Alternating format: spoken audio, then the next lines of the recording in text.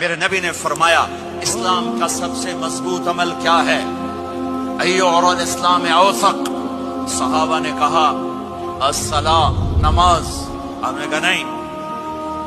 جہاد؟ آپ نے کہا نہیں. روزہ؟ آپ نے کہا نہیں. حج؟ آپ نے کہا نہیں. اسلام کا سب سے مضبوط عمل کیا ہے؟ صحابہ نماز. جی نہیں. نہیں. جہاد؟ نہیں. روزہ؟ نہیں. حج؟ نہیں. اچھا یا رسول اللہ پھر کیا ہے؟ سنو غور سے، توجہ سے.